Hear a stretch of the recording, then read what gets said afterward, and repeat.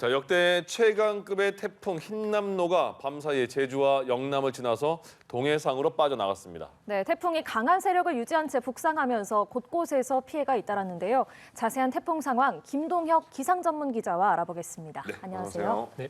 예. 오늘 아침에 울산 앞바다로 태풍이 빠져나갔다. 그러면 아직까지 그래도 태풍의 영향권에는 있는 건가요? 그렇습니다. 아직까지는 이 태풍의 영향, 특히 이제 이 동해안 지방이라든지 영남의 해안가 지방을 중심으로는 지금도 이 태풍의 직접적인 영향을 받고 있다고 보시면 됩니다. 그래서 아직까지도 제주를 포함해서 남해안 그리고 남부 내륙 대부분 지방에도 역시 이제 태풍 주의보나 경보가 내려져 있는 상황이고요. 말씀해주신 대로 이 태풍은 이제 울산 앞바다 쪽으로 이제 빠져나갔습니다. 그래서 오늘 자정 무렵에 제주에 최근접한 이후에 오늘 새벽 4시 무렵에 이제 경남 거제 인근으로 상륙을 했고 이후에 이제 한 2시간 반 정도 이 영남을 관통한 이후에 7시 10분쯤에 울산 앞바다 쪽으로 빠져나가게 됐습니다.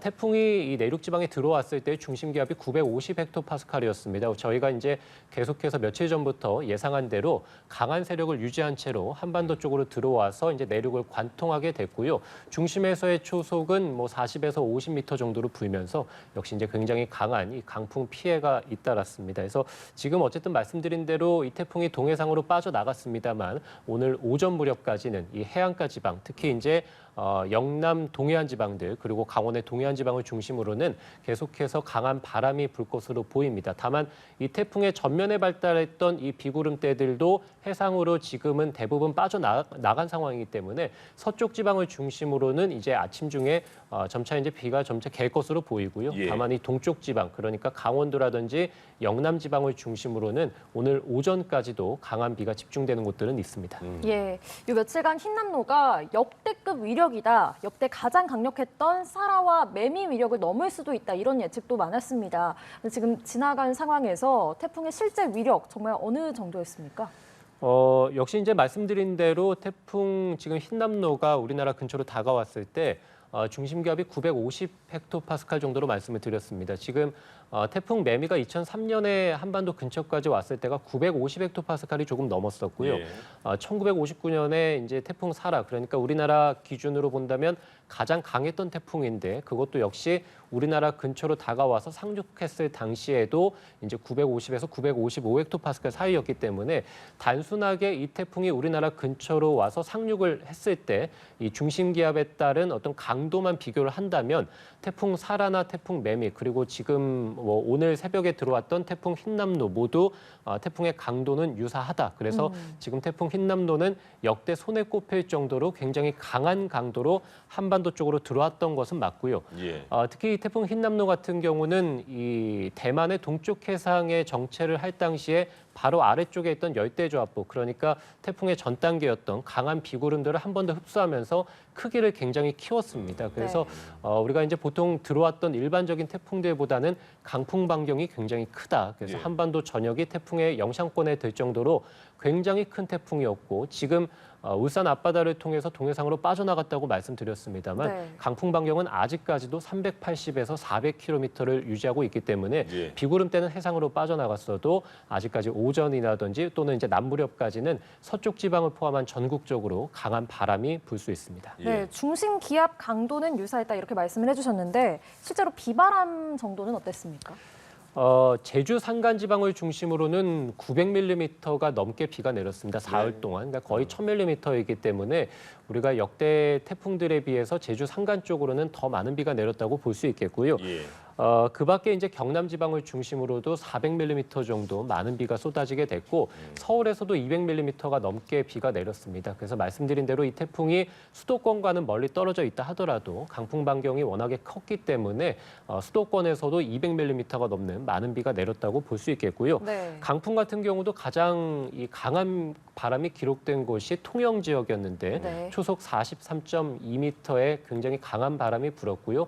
그 밖에 이제 제주 산간에서도 초속 42m가 불었습니다. 그래서 우리가 지금까지 들어왔던 모든 태풍들 중에서 가장 강한 바람으로 기록된 것이 2003년에 태풍 매미 이제 네. 초속 60m였고 지금 태풍 흰남노도 사실 초속 60m 정도 강한 바람이 관측될 것으로 예상은 했습니다만 어쨌든 뭐 남해안이라든지 제주 지방을 중심으로 초속 40m가 넘는 굉장히 기록적인 강풍이 관측이 됐습니다. 네. 조금 전에 잠시 언급해 주셨지만 태풍이 북으로 올라오면서 이렇게 힘을 계속 축적하게 된 그 이유를 다시 한번 설명해 주시겠어요?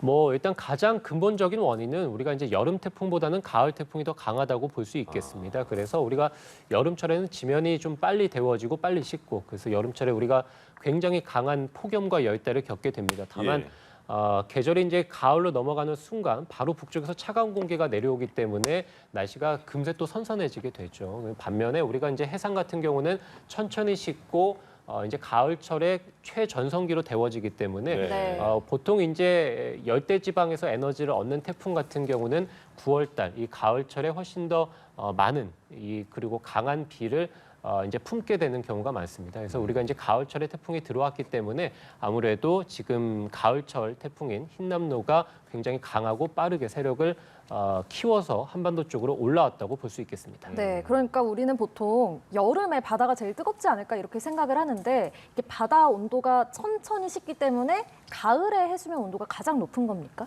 예, 그렇게 볼 수 있습니다. 우리가 이제 보통 뭐 연용량이라고 표현을 하는데요. 지면 같은 경우보다 해상에서의 연용량이 훨씬 크고 바다는 굉장히 또 폭넓게 발달돼 있지 않습니까? 바닷물의 양도 굉장히 많고 그래서 데워지는데 시간이 좀 오래 걸린다라고 볼 수 있겠죠. 그래서 우리가 이제 태풍 같은 경우는 해상을 통해서 육지로 들어오는 경우이고 해상에서 얼마나 많은 연용량, 그러니까 얼마나 뜨거운 바다를 지나오느냐에 따라서 태풍의 어떤 강도나 크기가 결정이 되기 때문에 지금 뭐 여름철보다는 당연히 가을철의 태풍이 훨씬 더 강하게 들어올 가능성이 높다고 볼 수 있겠고요. 따라서 최근에 들어왔던 태풍들 모두 여름철보다는 가을철에 훨씬 더 많은 피해를 안겼었고 그것들이 이제 조금 전에 앵커분께서 말씀하셨던 뭐 태풍 사라라든지 태풍 매미 이런 것들이 모두 추석 전후로 해서 들어왔던 가을 태풍들이었습니다. 또 최근 뭐 2010년대 이후에는 2016년에 태풍 차바가 역시 지금 흰남노와 거의 비슷한 경로로 들어왔었는데 당시에도 이제 울산 태화강이 범람하면서 큰 홍수 피해를 났었습니다.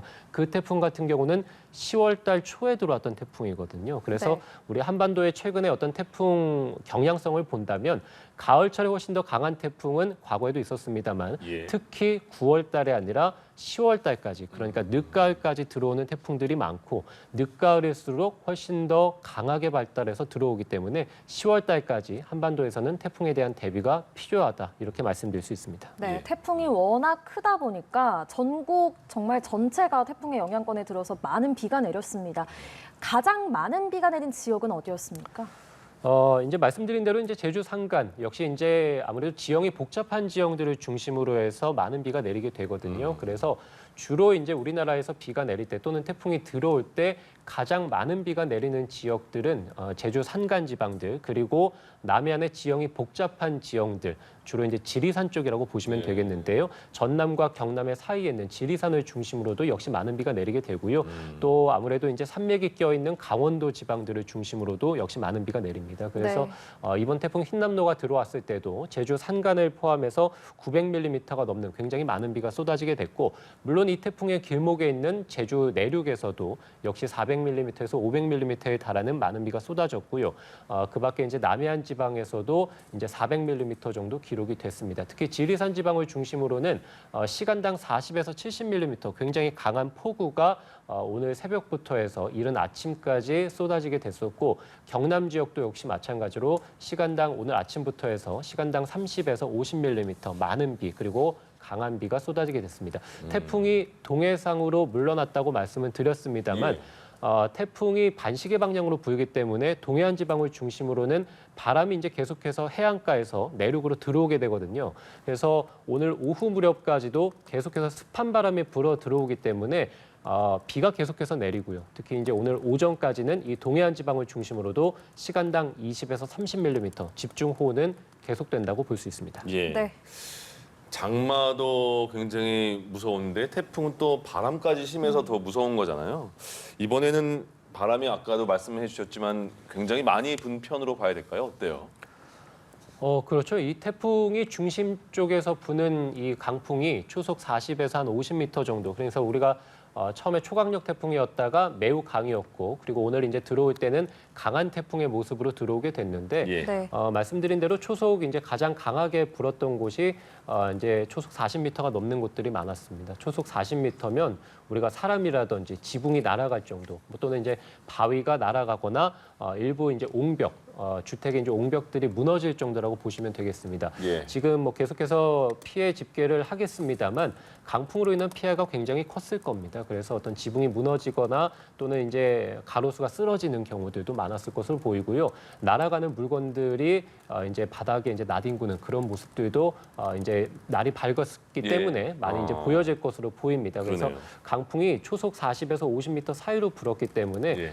특히 이제 해안가 지방을 중심으로 또 이제 많은 바닷물이 해안가 저지대로 통해서 들어올 경우도 많아서 해안가 이 저지대를 중심으로는 침수 피해도 컸다. 그래서 강풍으로 인해서 어떤 시설물 피해뿐만이 아니라 강풍이 불므로 인해서 해상에 굉장히 많은 바닷물이 내륙으로 밀려 들어와서 침수 피해도 좀 크게 발생했다고 볼 수 있겠습니다. 예. 네.